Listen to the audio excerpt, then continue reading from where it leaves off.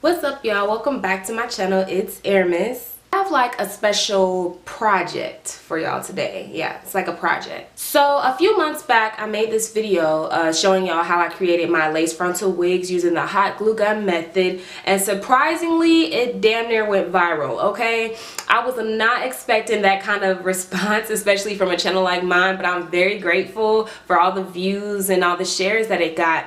However, I did go through the comment section and see a lot of questions basically asking me to get into a little bit further detail on baby hair, plucking, all that other stuff. So in today's project, I kind of broke it down into like part 1 and part 2. I tried to really get in detail on how I construct the wig in the first part, and then in the second part I get into how I got these big, beautiful, long curls. Okay, y'all, let me tell you about this hair, girl. Let's get into this hair. All right, so Julia's hair company reached out to me and sent me a 24, 22, and 26-inch bundle set with a 20-inch frontal, and this is Peruvian Straight.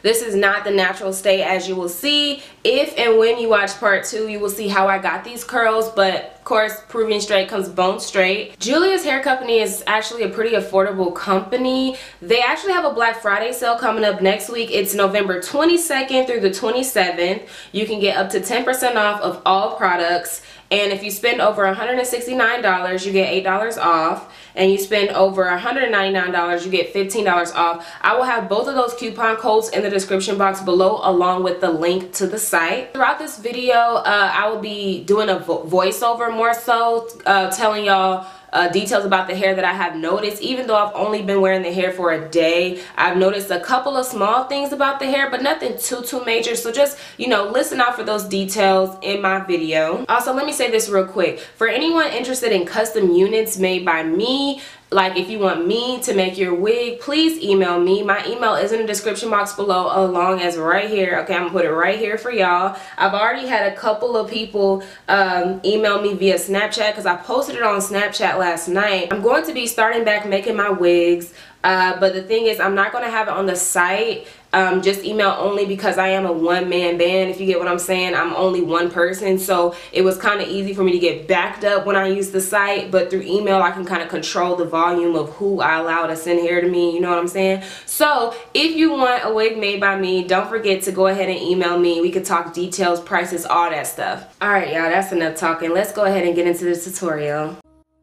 Alright, y'all, so y'all already know how I move, and you already know what comes first: bleaching that frontal.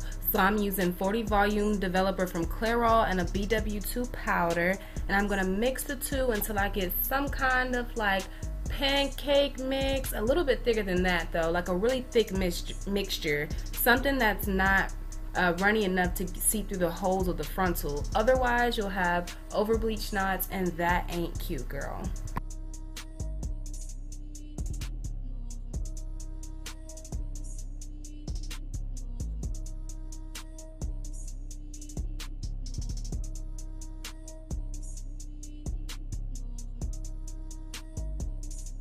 So this is about the texture of the mixture that you want, something nice and fluffy, like marshmallow fluff. I'm starving, y'all. Can't y'all tell? But yeah, just not something too watery, or you will regret it when you have to go back in with black hair dye to fix those roots. So here's the frontal that we're working with today. It's a 20-inch frontal from Julia's hair company. I noticed off rip that the frontal was kind of thin, so I had to be very careful with how I plucked it. Make sure you pay really close attention to your frontals, because that's usually how over plucking happens, when a frontal is already too thin and then you go in with tweezers. So right now I'm applying that bleach developer mixture onto the frontal in like patting motions, not really pushing it in, because like I said, I really don't want that to seep down. And then I'm going to leave it on for about 20 minutes and rinse it out, and then, you know, prepare for plucking.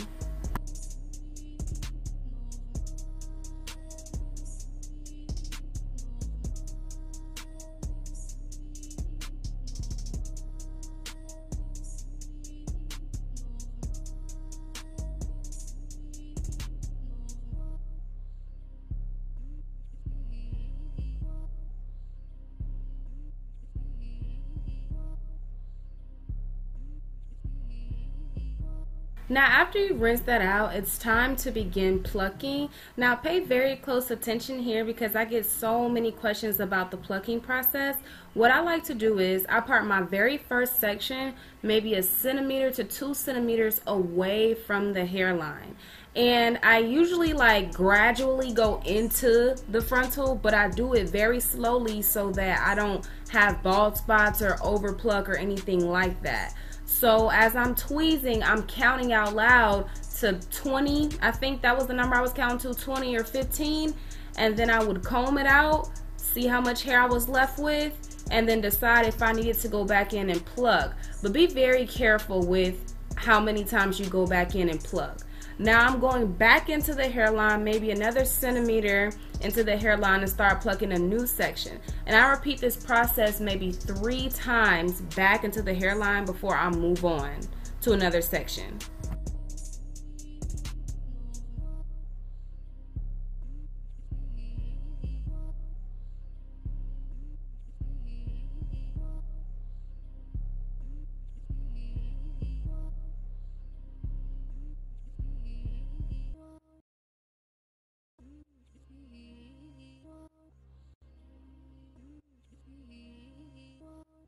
Alright y'all, please keep in mind that when you're plucking, it's going to pull hair out of the frontal and you're going to lose hair. I know ladies that see that much hair on the floor and panic. Girl, the amount of hair that I had after this whole process was over, girl, y'all would fall out, okay? Just make sure there are no bald spots or over plucking and you should be okay.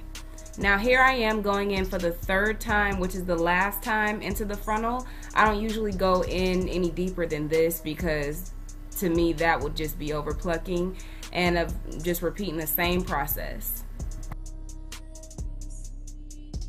Now here I'm just pulling the hair back and feeling around the section to see if I'm satisfied with it, if it's too dense still or whatever.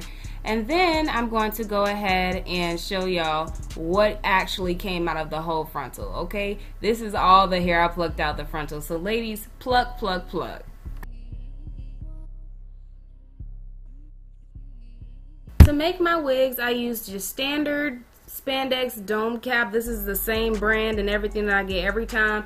$2.99 at the beauty supply store. I love it. And I'm going to be showing y'all how I lay the frontal onto the dome cap because that's another popular question. So as you see, I'm going to be pulling the frontal over the cap.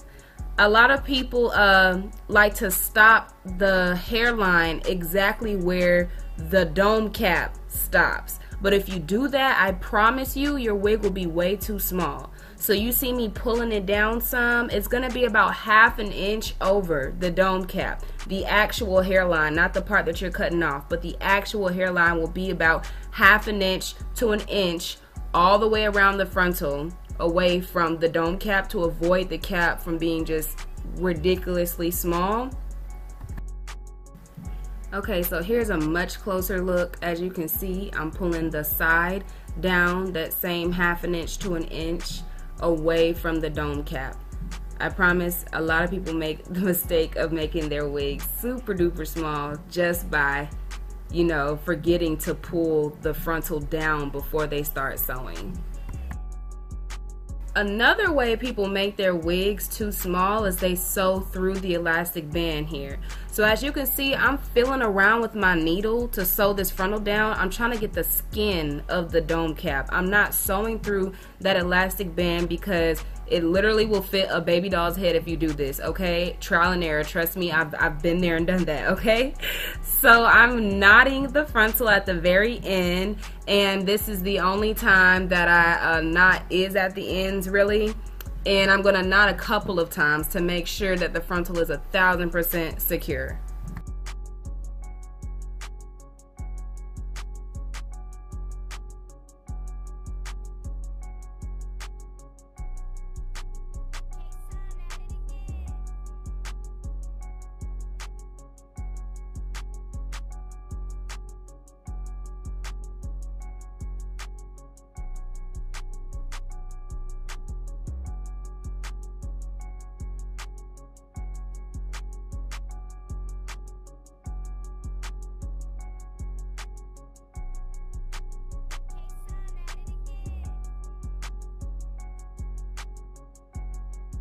So this next step is optional. It's just what I like to do. I like to try on the wig as is with just the frontal, no tracks in the back, just to make sure my placement is right, because I have, you know, messed up before on frontals, and I've literally had to take a whole wig apart just to push a frontal up a little bit. And this is a much easier way to fix that. If it ends up being too tight, it's much easier to cut a frontal off than 3 bundles in a frontal, trust me.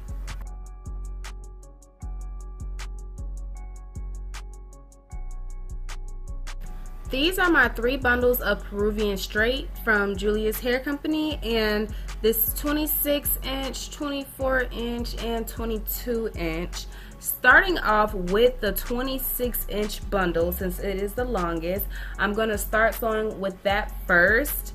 And since there's 3 bundles and a frontal, I'm going to be folding the 26 inch bundle in half, just because a frontal takes up so much space on the cap, but I still want all 3 of these bundles in my head. So I'm gonna have to double one of these. I'm gonna go ahead and double the one in the back, and then I'm gonna start it out connecting the end of that weft to the end of the frontal. And this adds triple the amount of security to the frontal and the bundle. You know, if one leaves, everything else gonna leave. So yeah, I knot that there about 3 or 4 times before I begin normal stitching.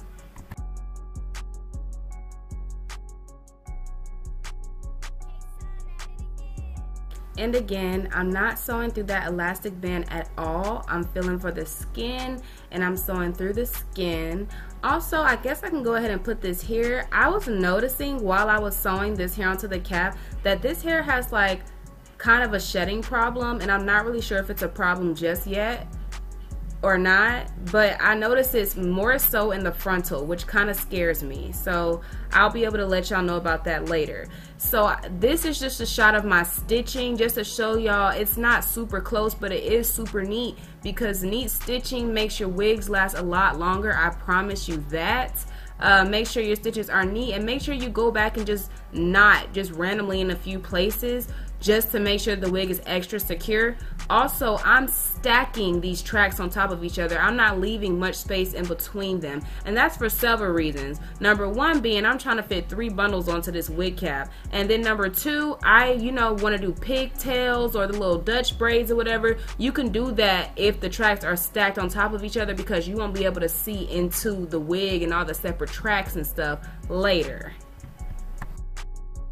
Now this step is optional. I'm just taking a nude lip liner, just kind of drawing out the shape in which I want to sew, because it's very hard to like get off track and be sewing all a little bit of everywhere. Don't mind my lines, I know they sloppy. It's just like a little guide or whatever.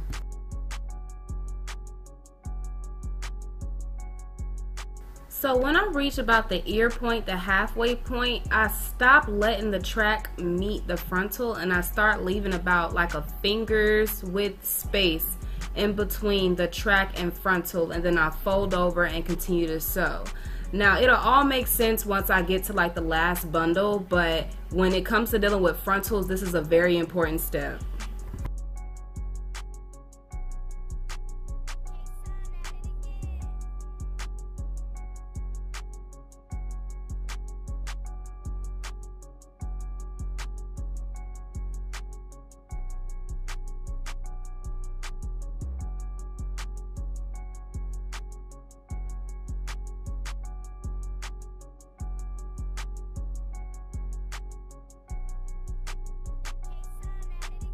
So leaving a finger with space in between all those tracks is what created this like gap, which is exactly what we want. So starting off with the last bundle, I'm literally sewing in like a rainbow shape, and I'm following like that open gap. I'm gonna sew all the way down into that open gap with the last bundle, and then I'm gonna cut. I'm not gonna fold over because you don't want the top of the wig to be extremely lumpy. So I'm gonna cut, and I'm gonna lay another track and continue to sew in like a rainbow shape just until the track meets the frontal.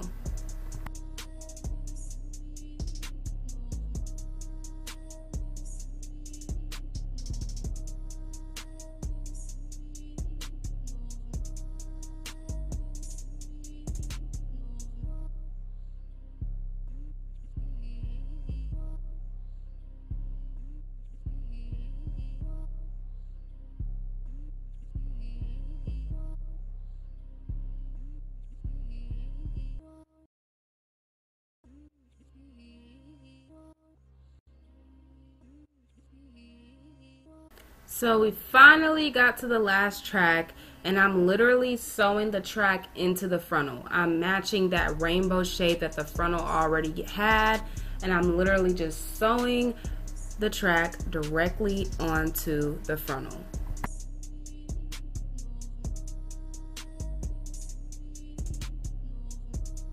Now it's time for the baby hairs, girl. So, of course, this frontal already came with baby hairs, but of course, they are too damn long. So I'm cutting off about 1 inch to 2 inches, roughly chopping the baby hair like it's goddamn parsley, bitch. Roughly chopping. Seriously though, I'm roughly chopping the baby hairs simply because it's not on my head, so I don't exactly know how long I want them, but I know for a fact that those were way too long, and I'm going to do that all around the front of the frontal just so that I can shorten these baby hairs.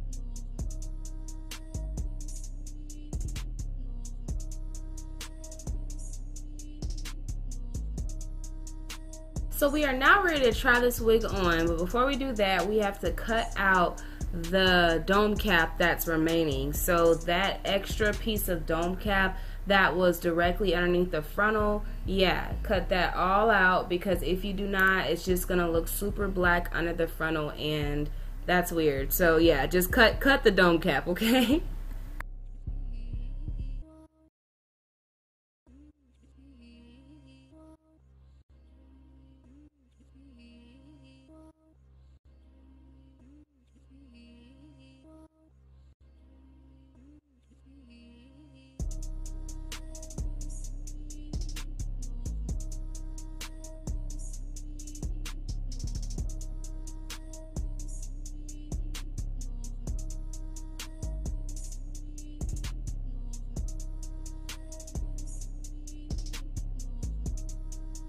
Okay, so we finally tried on this wig. I'm just stuffing my gel braids in the back of my wig cap, y'all already know, and I'm pulling on it to see if it's too small or too big. And no matter how much time you spend making it, girl, you want to know if it's too small or too big at this moment, okay? So I'm going to be cutting off the ear tabs of the frontal, because frontals are usually way too big for my head and a lot of my clients, to be honest. So I'm just gonna cut out my ear shape.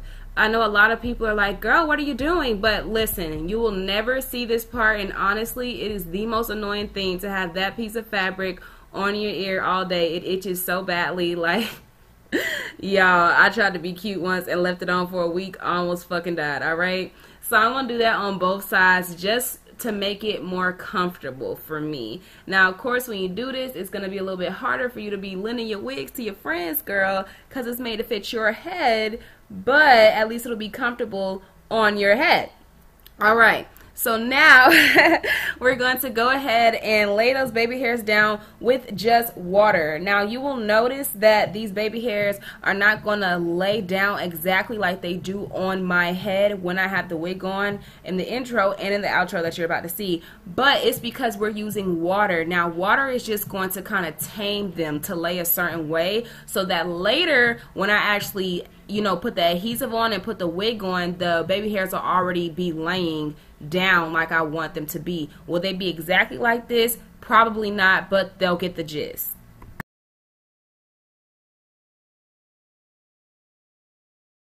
Alright, y'all, so that was part one, pretty much just showing y'all how I do, you know, putting the wig together, the details of the plucking and bleaching the knots and all that good stuff. So if you want to see the styling part and how I actually got these baby hairs to lay down and got these big, beautiful, long, luscious curls, girl, then go ahead and watch part 2. I'll see y'all in the next upload. Bye!